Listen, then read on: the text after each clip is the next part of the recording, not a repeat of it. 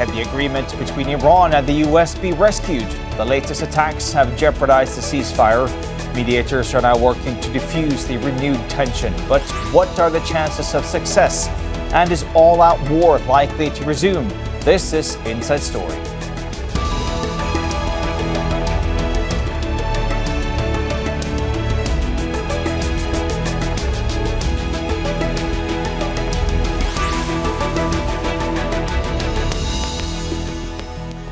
Hello and welcome to the program. I'm Per Nyberg. U.S. President Donald Trump declared that the agreement pausing the war with Iran was over this week and ordered a series of strikes in the south of the country.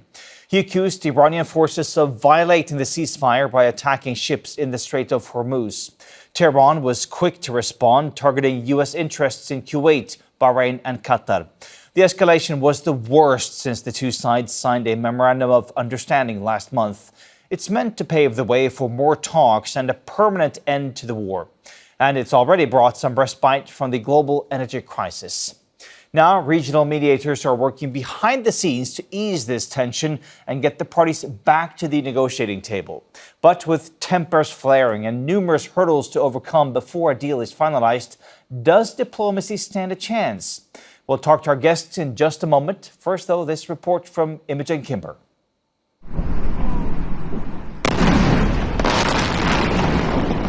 The US bombs southern Iran, hitting military targets and port facilities, in the most significant round of attacks since the April ceasefire and the memorandum of understanding signed in June.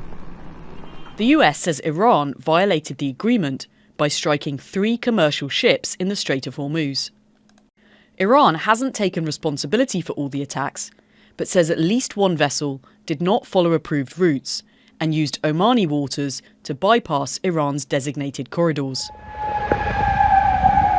After the US strikes, Iran targeted American facilities in Qatar, Bahrain, Kuwait and Jordan. And the US president declared the agreement over. I don't want to deal with them anymore. They're scum. You know what scum is? They're scum. They're sick people. They're led by sick people. And they're vicious, violent people. But later he said, I think anything that happens is going to be over very quickly. And we'll only make it safer, including for oil. Oil is going to be very free, very easy, and it's going to happen very fast.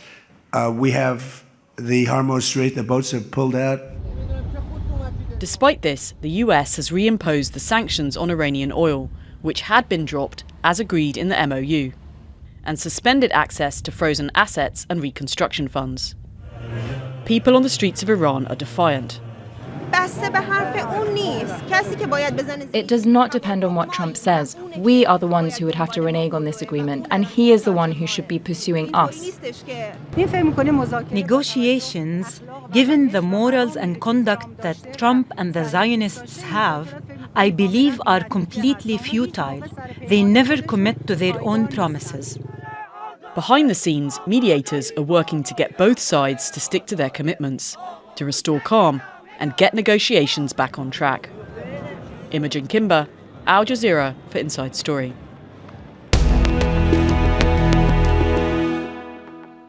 Now let's bring in our guests into this conversation. Joining us from Tehran is Hakimeh, assistant professor at the University of Tehran, and she researches U.S.-Iran relations.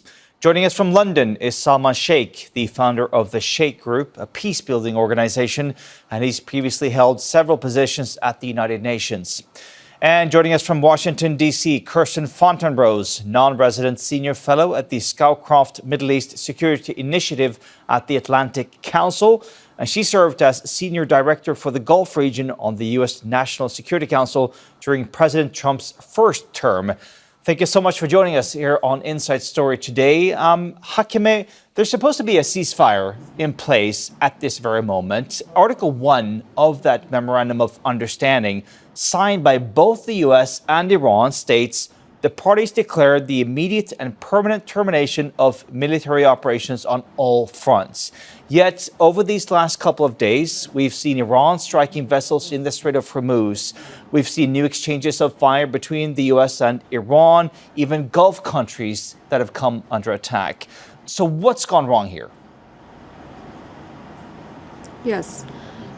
Thank you for having me. And let me begin by posing the question: have we even started the implementation of the MOU?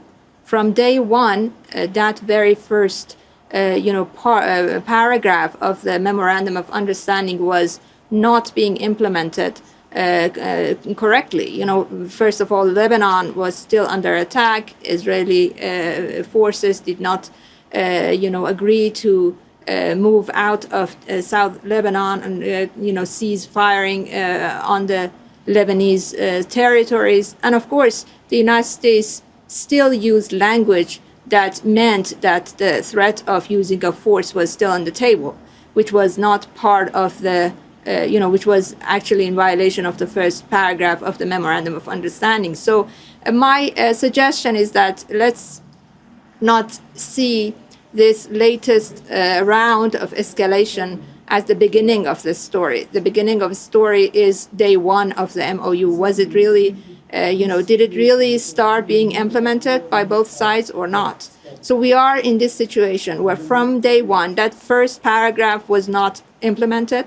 And the second paragraph as well is very much important, which is the sovereignty of Iran being respected by the United States, and of course, Iran respecting the U.S. sovereignty as well. So, and sovereignty is not just about land, it's about land, sea, and, air. So here, the Strait of Hormuz, Iran is looking at it as, whether the United States is actually ready to accept Iran's sovereignty on its territorial waters in the Strait of Hormuz, or is actually trying to find a way basically circulating that, a right that Iran has. So this is my first impression, that we have to see this in the bigger picture, in the bigger context of whether the MOU was even implemented in the first place. Kirsten Fontenrose, what's your read on this? Why hasn't Article 1 been implemented yet? The MOU, I don't think, is dead. The implementation is may wait until after the 60 days, to be completely honest. We're looking at a framework here. Frameworks are term sheets. They are terms of reference. They are not the deal themselves. So I don't think we should consider the MOU dead in the water simply because we haven't arrived at the first article implementation. There are some perhaps structural issues with the MOU itself that has prevented this, like the lack of a dispute mechanism being implemented. That should probably have been done first, to be honest. But when you look at what the U.S. is saying about the MOU, even now, while this tit-for-tat exchange of strikes is going on, as the program mentioned just a moment ago, the president walked back a little bit his comment about how the talks were dead and said the strikes would not lead to any long-term military action.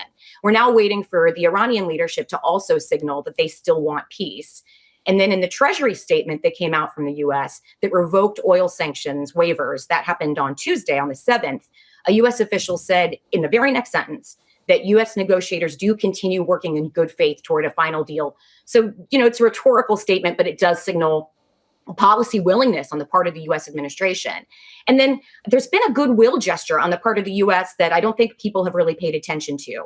And this is a goodwill gesture if there ever was one. And that is that the reimposition of the sanctions, the oil sanctions, includes a grace period until July 17th. So Iran has until the 17th to think about whether they want to restart talks without taking an additional economic hit. This is pretty gracious to give them this time without incurring other costs to think about coming back to those discussions. And then the design choice of that waiver itself also didn't get much attention, but it is important. The payment to Iran that happened under that waiver was authorized in US dollars. So that was deliberate. That was the point of the administration, to not to isolate Iran, to allow them that window back into the global economy. The payment channel could have been through any other currency, but allowing it to be in the US dollar allows them to taste what it's like to rejoin the US economy and to really carry on financial transactions in that period of time. It tells you something about what the administration intends the deal to become for Iran in the long term. And now we're waiting to see if Iran is willing to make a similar goodwill gesture and signal that they're ready to approach that implementation of Article 1. Salman, Shaikh, the mediators, they've been working hard now to get those parties to follow this deal and implement the different articles about it. Is there a problem with the way the MOU was worded, the strategic ambiguity now becoming a liability instead? Good to be with you, Per, and the other guests. Yes, is the simple answer. It's a flawed MOU. It's akin to trying to build a car while the car is moving at 30, 40 kilometers an hour or miles per hour. Having said that, that's the best that the mediators could do, and it was an achievement of particularly the Pakistanis and the Qataris that we even have a framework as such.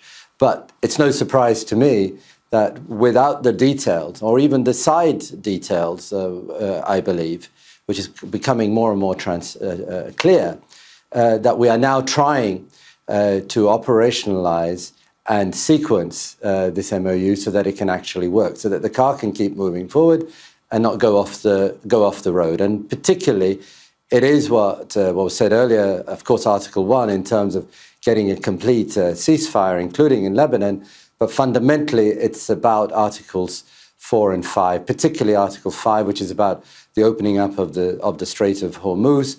The Iranians clearly have an understanding that whilst they will not charge any tolls or fees, the mechanism, de facto mechanism that they establish where they control the straits would at least be the norm for the 60 days, whilst, of course, the United States, Gulf partners, don't think that, and that there should be free and open passage as per international law. And that's where we're stuck right now.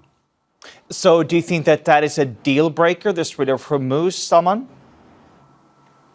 I don't think it's a deal breaker, but what it tells us is that this is going to be a very incremental and sometimes very painful process. So in my view, the first task is actually just to recreate the ceasefire, and perhaps even an extension of that ceasefire beyond the 60 days, so that one can come to some sort of a holding understanding when it comes to the Strait of Hormuz. There'll be much more longer-term work that needs to be done, where Iran, it's the Gulf states, the littoral states in the Gulf, as well as the United States and the international community are content with how the Strait of Hormuz is to be run, and of course underpinning the global economy in large measure. But it's an incremental process. It's going to take time. The important thing is that things don't blow up to the extent that that incremental process is not allowed to take root. Let's talk about the interpretation here of Article 5 regarding the Strait of Hormuz. When you read it, it says Iran will make arrangements using its best efforts for the safe passage of commercial vessels.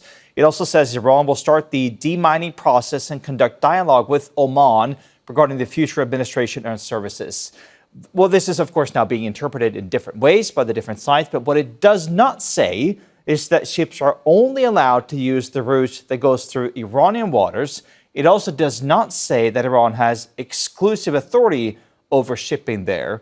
Hakimeh, why did Iran decide that it had the right to dictate how and where these ships move through the Strait of Hormuz, even firing on ships that were in Omani waters? Yes. As I said, Iran is looking at this MOU as a way of, making sure that its sovereignty over the Strait of Hormuz is still, respected. And it's looking at its position with regard to the Strait of Hormuz based on international law that says only innocent passage can go through straits such as the Strait of Hormuz. And you know that there are 21 miles between Iran and Oman, and 12 miles are the territorial waters of Iran, and the other is the contiguous zone. So in both, Iran is looking at it as in this sense that whatever passage happens in this strait, it has to be innocent passage. And of course, when we are in a situation when the first paragraph of this MOU has not really been implemented, and we are in a situation where the use of force has been taken on and off by the United States. So Iran should be concerned about the passage of ships in this strait. So I think that is part of the picture. But Another thing that I have to, stress is that if you look at this situation more than in a technical way, if you look at it in a strategic way and try to understand what both sides are doing, on the part of the United States, I think the United States is trying to basically continue with its approach to diplomacy with Iran, which has been coercive diplomacy over the years, not only in the Trump administration, but before that, in the other administration that have had diplomatic relations with Iran. So, and Iran is attempting to break that cycle of coercive diplomacy, where the United States tries to basically offer a carrot, and that has been the language that has been used by U.S. officials. Let's show Iran how it feels to be, to live in a world where you are free to basically be part of the international community in terms of economic, relations. And Iran is not looking at it in that way. Iran is not basically accepting the idea that it is being offered a carrot and then sticks are still being used to keep it,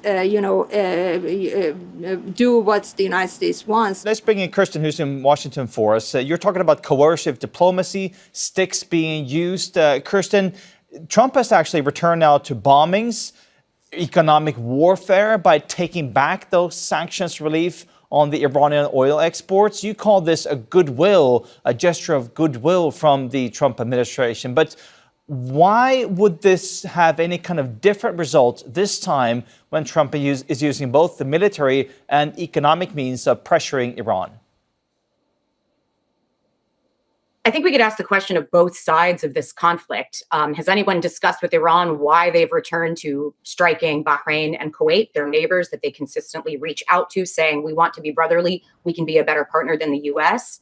This coercive diplomacy, I don't think this is what that definition is, because the U.S. administration offered Iran a framework originally where they would re-enter the global markets, they would receive waivers on sanctions, they would receive lots of reconstruction funding, investment funds from Gulf states, simply for not developing a nuclear weapon.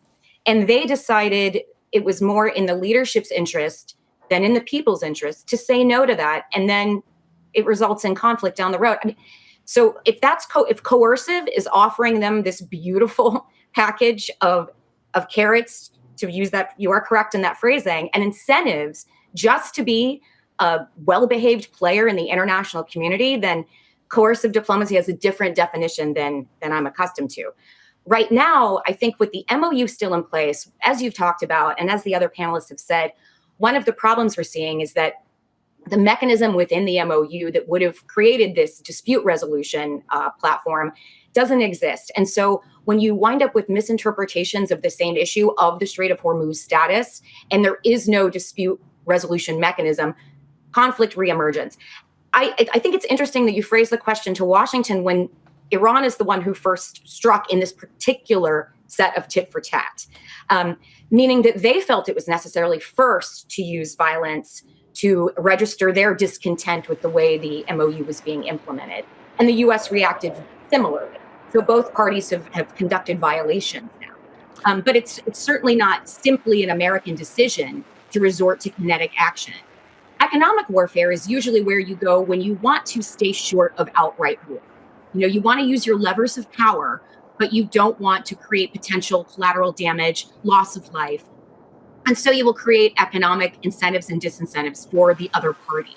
In the U.S. context, that means these sanctions. They were lifted, but not completely removed, so they can be reinstated as they have been. But as I mentioned, don't ignore that grace period. The U.S. could have said, starting tomorrow, sanctions are back on, and every company that had engaged in any transactions with Iran would have been subject potentially to secondary sanctions. You would have seen reverberations around the world where people fled from doing any business with Iran. Right now, they will still collect revenues in an account that will bear interest on the oil that's already out at sea. So there really is the U.S. administration trying to say, we don't want to use these levers. We really want to reach this deal. We're waiting for Iran to show us similar signals that it also would like to not use violence as the first means of registering discontent with the MOU implementation. Salman, we've seen both sides using violence on each other. There's also been some harsh rhetoric Donald Trump calling the Iranian leaders scum, cuckoo, and a little crazy. Should those mediators, should they have expected this with the MOU? Because Donald Trump even said that a ceasefire in this region just means they're shooting in a more moderate manner. Is this just to be expected?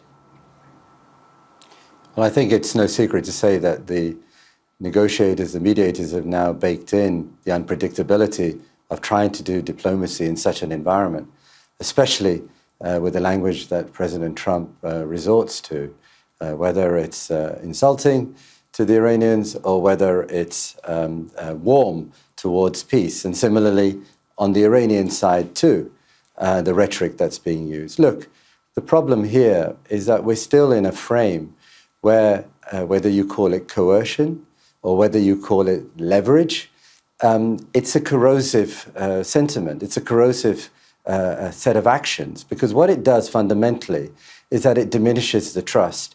It makes the job of the mediators that much more difficult. Now, I can understand why the two main parties, the United States and Iran, have a lack of trust. What we've got to do is to see how we can build that up progressively.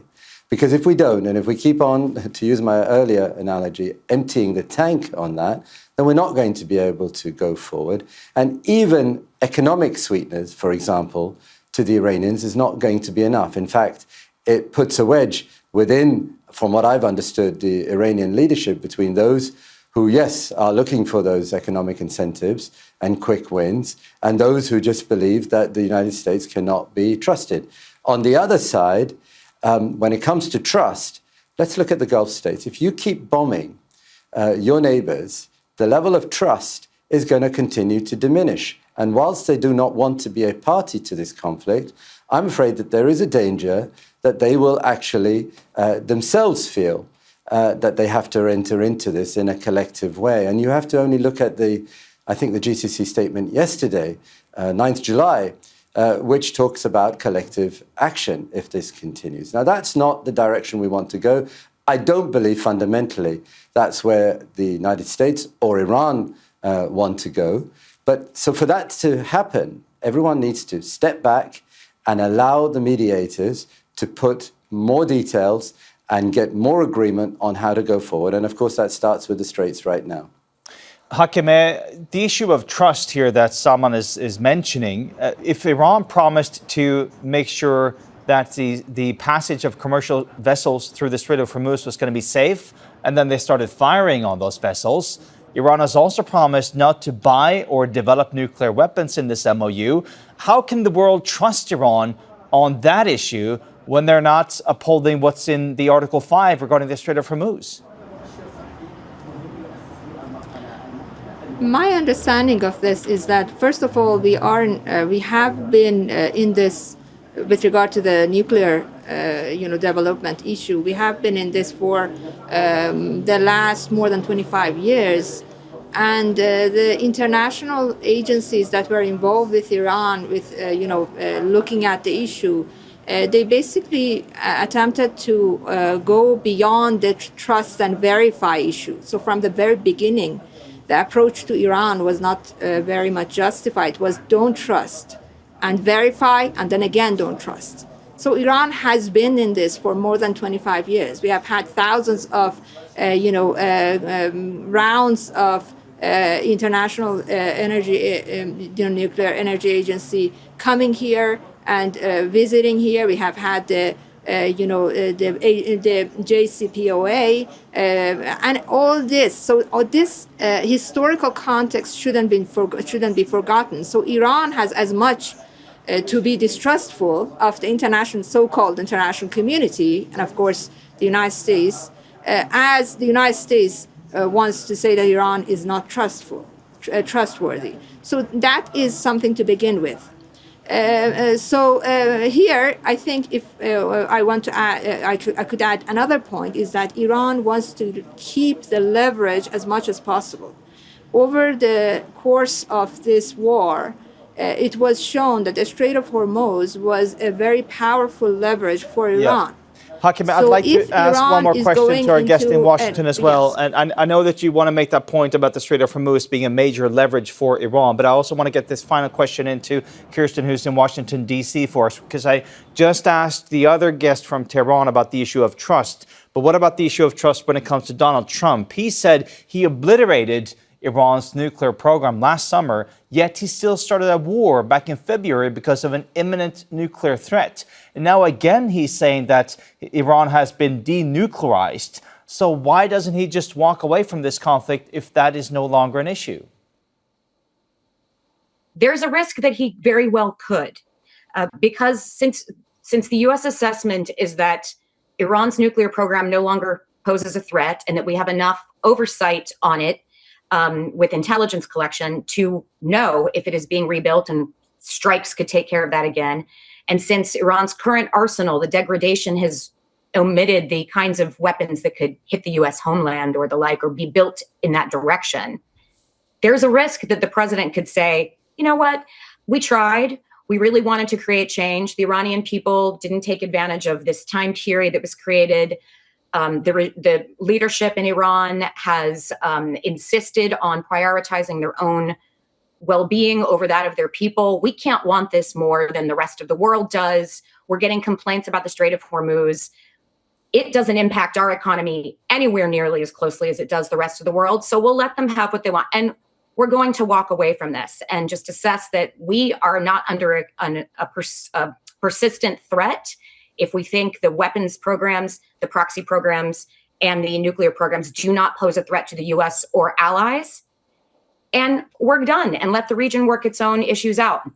My assumption is that American allies in the region, both in the Gulf and of course in Israel and then other states, would say, please don't do that. We still need your umbrella of security to make sure that Iran does not yank us around, frankly, in the Strait of Hormuz and in other ways, and by rebuilding proxies. So the conversation, a lot of it needs to happen between Iran and their regional neighbors. And that's where the trust thing that was raised is critical. We're going to see what happens over the next couple of days. That is Kirsten Fontenrose joining us live from Washington, D.C. Thank you so much for your time. Thank you also to Hakimeh in Tehran and also Salman Shaikh joining us live from London. Thank you to all three. Unfortunately, we're out of time, but it was really, really great to talk to you today. Thank you so much. And thank you, too, for watching. You can see this program again anytime by visiting our website, aljazeera.com. And for further discussion, you can go to our Facebook page. That's facebook.com/AJ Inside Story. And you can also join the conversation on X. Our handle is @AJ Inside Story. For now, that's it from me, Nyberg, and the whole team here. Al Jazeera's coverage continues in just a moment. Stay with us.